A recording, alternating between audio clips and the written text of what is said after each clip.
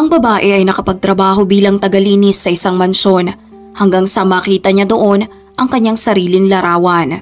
Sa pagpasok ng unang tagsibol ay sadyang naging malamig ang panahon, kasing lamig ng buhay ng isang babae na nakatanaw lamang sa kanyang bintana ng umagang iyon. Si Elizabeth ay nakaupo noon sa isang lumang sofa sa maliit na kusina. Umiinom ng isang tsaang lumamig na sa katagalan. May isang slice din ng apple pie doon sa tabi ng isang nakasinding kandila. Ang araw na yon ay kanyang ika-31 taong kaarawan. Sa simpleng agahan na yon sa kanilang kitchen table, ang siyang tanging meron siya ng mga sandaling iyon. Bago niya ihipan ang kandila ay pinag-isipan niya muna ang kanyang hihilingin.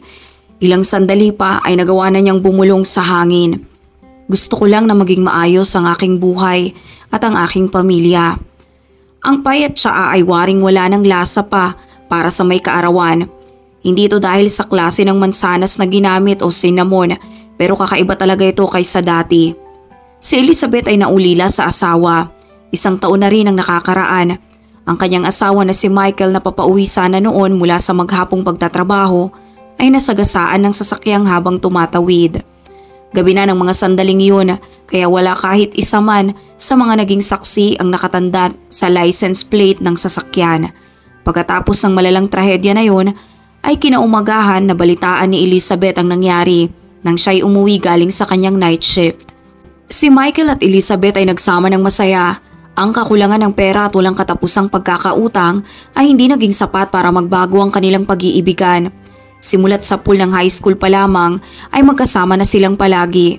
Ang 3 taong gulang pa lang na si Michael noon ay nahulog agad sa kanyang kaklase, nakaka-transfer lamang doon mula sa ibang eskwelahan. Nakahiligan na ni Michael noon pa man ang pagbabasa ng libro at nagawa ding maging interesado sa classical music at nananatili itong hindi nagbabago. Naging limitado lamang siya ng labis na pag-ibig dahil sa pakikisama sa babaeng kanyang iniibig at nililigawan. Ang lalaki ay nagawang maging parte ng social life sa kanilang eskwelahan. Nag-iingat sa paghahanda ng kanyang takdang aralin at nagbababad ng husdo sa library. Pero hindi sa ganong nais mapanalunan ni Michael ang puso ni Elizabeth. Si Michael ay normal nang laging nandyan kay Elizabeth sa lahat ng anumang sitwasyon sa bawat pagkakataon. Sadyang naging sandalan si Michael ng kanyang minamahal sa lahat ng oras. Kaya sa katagalan ay nagawa ding mahulog ni Elizabeth sa kanya. Pagka-graduate ng high school ay nagdesisyon ng dalawa na hindi magkahiwalay. Silang dalawa ay nagawang mag-enroll sa isang universidad na magkasama. Pero may naging problema. Sa kasagsagan ng kanilang kolehiyo ay napiling mag-volunteer ni Michael sa army. Hindi naman ikinatakot yon ni Elizabeth dahil determinado umano ito na suportahan at hintayin ang kanyang minamahal. Ang 1 taon ay mabilis na lumipas. Pagkabalik ni Michael mula sa pagsusundalo ay ganap na silang naikasal. Makalipas ang 9 na buwan ay nabiyayaan naman sila ng isang malusog na baby boy na nagawa nilang pangalan ng Liam.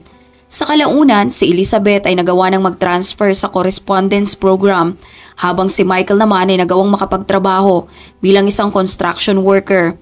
Sa una, ang lahat ay gumana lamang ng marahan at maayos at ang pamilya nila ay nagkaroon ng sapat na pera at nagawa pa nilang mag-ipon. Pero bigla na lamang bumagsak ang lahat ng biglaan nang si Michael ay nawala ng magandang trabaho. Lumalabas na ang kanyang amo sa ngayon ay iligal na nagpapatayo ng gusali, isang housing complex sa sentro ng syudad. Ang sadya pang nagpatumba sa balanse ng pamilya ni Michael ay ang pagkakaroon ng ina ni Elizabeth ng malalang karamdaman. Si Sophie ay na-diagnose sa sakit na cancer na nangangailangan ng agarang operasyon, dahilan para ang buong savings ng pamilya ay mailaan sa lahat ng treatments. Nagawa nga rin nilang ibenta ang kanilang bahay sa village na sadyang minahal ng pamilya at siyang pinapalagian nila tuwing weekends. Maigi naman din na nagbunga ang pagsasakripisyo na yon. Ang ina ni Elizabeth ay tuluyang gumaling. Pero isang kalamidad na naman ang dumating na hindi na nagawa pang makayanan ng kanilang pamilya. Ito ay ang biglaang pagkamatay ni Michael na sadyang yumanig sa kabuoang emosyon ni Elizabeth sa puntong hindi na niya alam kung paano pang magpapatuloy. Nang dahil sa pagkawala ng kanyang asawa, ang kanyang kumpiyansa sa hinaharap ay unti-unti na ring lumabo. Ang nagpapanatili na lamang sa kanya sa pagkapit ay ang kanyang anak at matanda niyang ina na palaging nandyan para suportahan siya. Ngayon siya ay nakaupo na lamang sa kusina, nainom ng tsaa Iniisip kung gaano kawalang halaga ang kanyang naging buhay. Para sa karamihan, ang pagkawala ng pera o karir ay kabilang sa mabibigat na pasaning maaaring harapin ng sinuman. Kung si Elizabeth naman ang tatanungin, ang kawalan ng halaga dahil sa pagkawala ng dahilan na mabuhay ang siyang mas mahirap. Ang kanyang ambisyon at ang lahat ng pagnanais ay nabasag na ng tuluyan. Simula nang makita niya si Michael sa loob ng isang kabaong.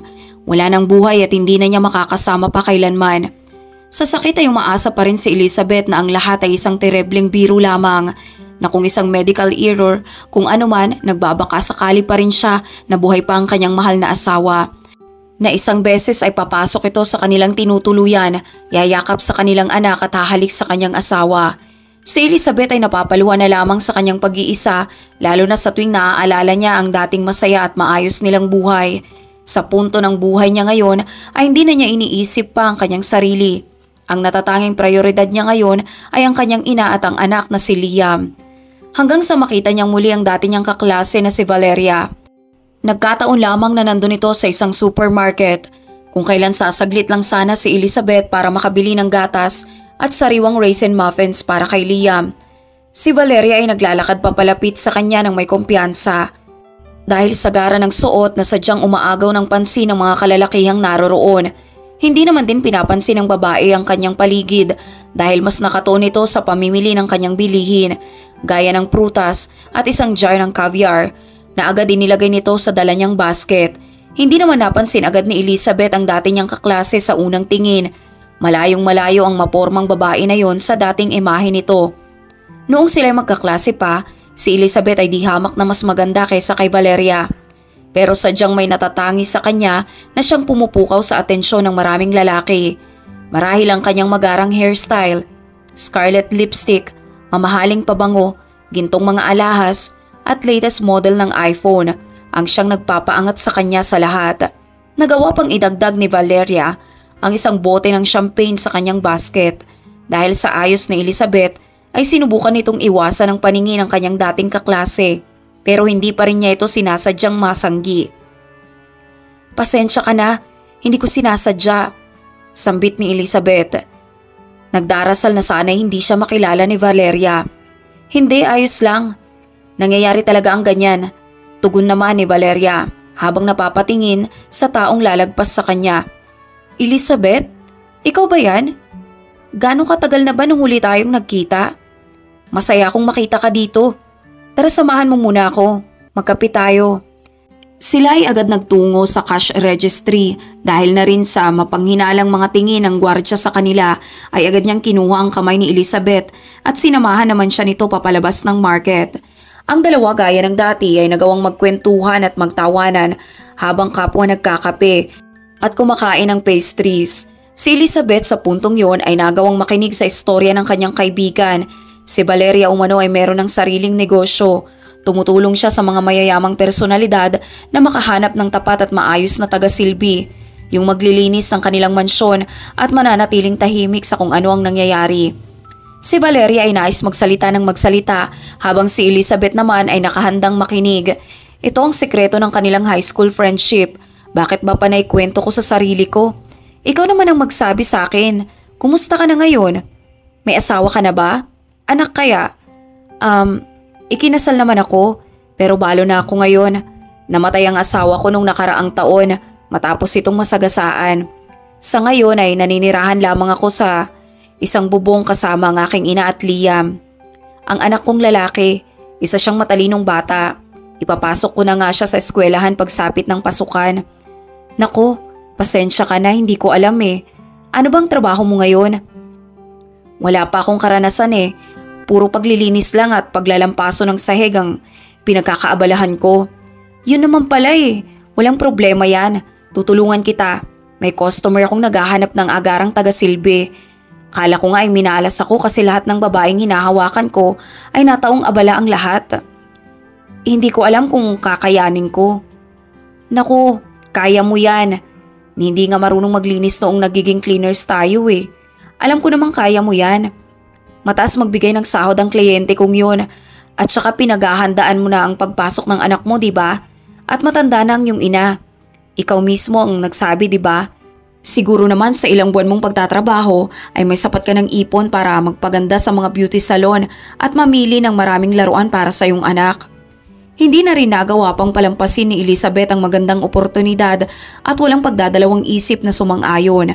Iniisip na lamang ang magandang sahod na pwede niyang makuha.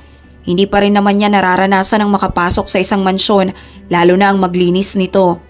Ayon kay Valeria ay napupuno ang mga mansyon kalimitan ng mga crystals, antiques, mamahaling paintings at kung sinuwerte-swerte pa ay pag-asang panibagong pag-ibig. Basta umano piliin lamang ni Elizabeth ang pinakagwapo sa kanila at pinakamayaman. Ano naman ang sinasabi mo? Ni minsan ay hindi naman ako nagbalak na maghanap ng iba simula nang mamatay si Michael. Huwag kang ang ano dyan, bata ka pa at maganda. Isipin mo ang sarili mo. Ikagiginhawa mo, kailangan din ng iyong anak ng isang ama. Kailangan niya ng isang lalaki na magiging inspirasyon niya para maging seryoso at may direksyon sa buhay. Siguro tama ka nga, pero hindi pa talaga ako handa sa pakikipagrelasyon ngayon. Hay nako Elizabeth, ano na lang ang gagawin mo kung wala ako? Huwag kang mag-alala, aayusin natin muli ang buhay mo. Iniisip ko ngayon kung saan ko naman iiwan si Liam kung sakali. Dagdag pa na yung nararamdaman ni Mami ay mas lumalala habang nagtatagal. Hindi madali sa kanya na alagaan si Liam. Ano kayang gagawin ko? Ganito na lang, tatawagan ko yung kliyente ko at sasabihin ko sa kanya ang sitwasyon mo. Malay mo magawa ng paraan. Si Elizabeth ay labis na nagpasalamat sa ganung paraan dahil na rin sa pangangailangan ng kliyente ay pumayag ito na maisama niya si Liam sa pagtatrabaho. Sa katagalan, ang buhay ni Elizabeth ay nagsisimula na ring maging maayos. Ang sumunod na araw, ang paghihintay ang sadyang nagpahirap sa kanya. Hindi alam kung saan siya lulugar o kung anong kanyang gagawin. Nagpapabalik-balik siya sa kanyang apartment. Natataranta na sa pag-aantay ng tawag. Iniisip na baka hindi na siya tawagan pa ni Valeria. Nabuhayan na lamang siya nang mag-ring ang kanyang phone makalipas ang ilang araw. May pagmamadaling sinagot ni Elizabeth ang tawag. Ang kanyang buhay ay dedepende na sa magiging desisyon ng kliyente ni Valeria. Elizabeth, ikaw ba yan? Congratulations, officially employed ka na. Pwede ka nang mag-empake ng gamit nyo ni Liam at pumunta ka na sa address na aking sasabihin. Tiyak na bukas din ay magsisimula ka na sa pagtatrabaho. Maraming salamat talaga Valeria. Maraming salamat. Huwag mo na nga akong pasalamatan. Ako ang dapat nagsasabi sa'yo niyan. Mag-relax ka na lang at maghanda, okay? Ayaw daw ni Daniel ang naghihintay. Si Elizabeth ay wala nang nadidinig. Wari mo bang lumilipad ang kanyang isip sa tuwa? Agad na niyang inaayos sa kwarto ang gamit niya at ni Liam nang may ngiti. Ngayon lang kita nakita na ganyang kasaya ulit ha? Tanong kay Elizabeth ng kanyang ina na natutuwa na rin dahil matagal-tagal rin niya itong hindi nakikitang ngumingiti. Simula pa nang mamatayan siya ng asawa. Magiging maayos na ang buhay natin ma sa wakas. Meron na akong trabaho. Masaya ako para sa'yo anak. Masaya kung makita ka na masaya kang muli. Maniwala ka. Walang ibang hinahangad si Michael ngayon kundi ang maging masaya ka sa kabila ng lahat. Mahal ko din ang iyong asawa na para kong tunay na anak. Kaya nang mawala siya ay labis din akong nasaktan. Pero mas naging masakit pa sa akin ito bilang ina na makita ko kung paano kang nahihirapan. Si Elizabeth ay humingi na lamang ng tawad sa kanyang ina matapos mapagtanto na labis ding nasaktan at naapektuhan ang kanyang ina at anak nang dahil sa dinala niyang mahabang pagdurusa. Nang ang isang itim na kotse ang pumarada para sunduin ang mag-ina ng gabing yun, ay natatangi ang nararamdaman ni Elizabeth. Pakiramdam niya ay siya si Cinderella na tuluyan ang sinundo para sa isang royal ball. Ang country mansion ni Daniel ay mukhang medieval castle.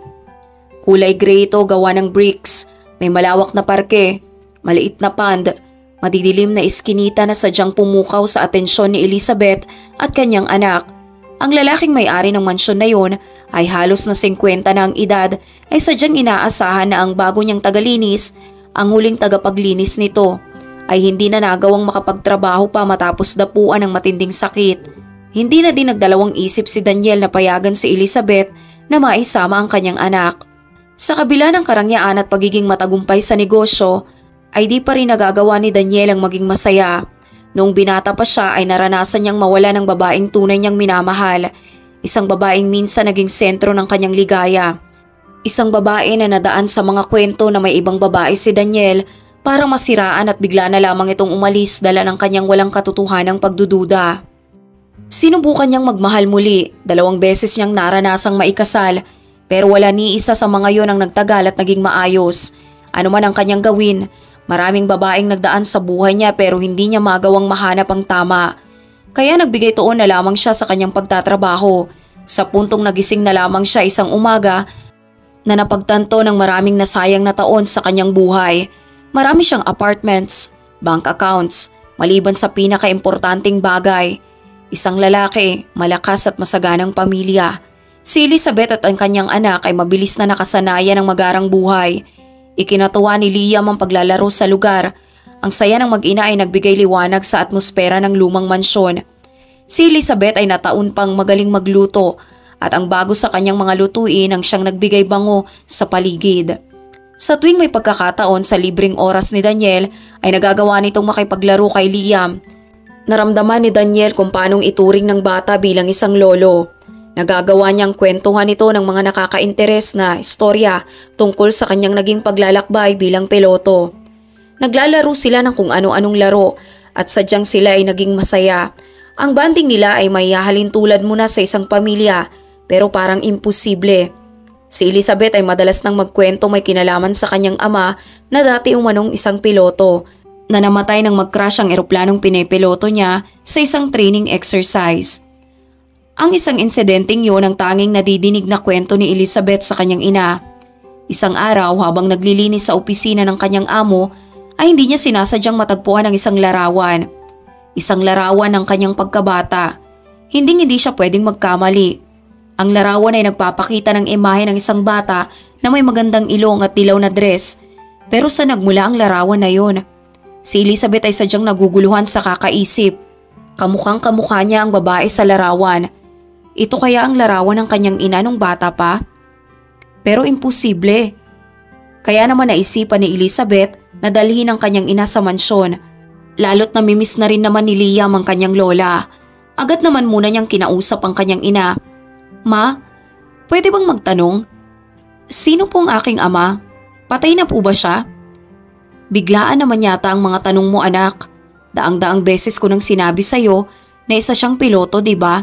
Si Sophie ay namutla nang bigla niyang kanyang nadinig. Bakit ma?